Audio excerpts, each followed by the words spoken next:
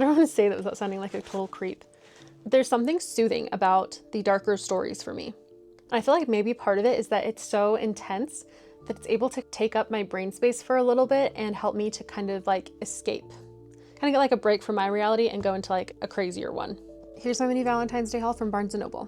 First off, can we appreciate the reusable bag? I don't know about your guys' Barnes & Noble, but mine has these. There's 2 styles and they're only $1, so I cannot help myself every time we go there buying one of these. There's just something about tote bags I love. This is the other style that they have at my Barnes & Noble, but I love this one. This one's my favorite so far. It's the Union Square, New York Barnes & Noble. Starting off, we actually got 2 copies of this. Me and my husband each got one. They weren't very expensive and we like having our own copies. We're both really into books and sometimes I mark mine up, so I want to have my own one anyway.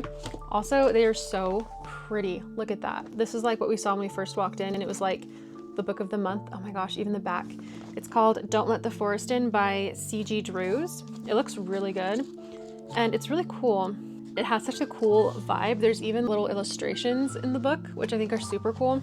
And then of course, the pretty sprayed edges. I feel like the little thing on the front cover totally sums this up. It says, beautiful, horrific, perfect for any reader who has looked into the sharp mouths of disturbing fairy tales and found themselves entirely at home. So, sounds like a perfect book for me.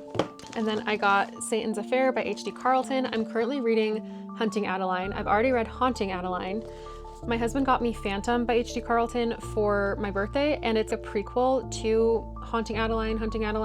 But I've heard that you should read this one too, just so you understand everything that's going on in that book. So my plan is to finish Hunting Adeline, read this little one, and then start Phantom. I also just like the vibe of this cover. So cool.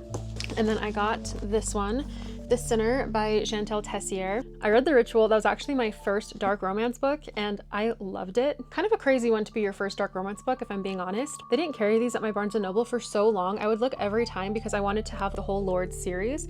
I have the first one. They started carrying them at Barnes & Noble, which I was so excited about, so I got the second one. I've started it on my Kindle a few times. I just haven't really got into it, but I'm hoping that I'll be able to get into it again. I love the vibe and the aesthetic of this book as well.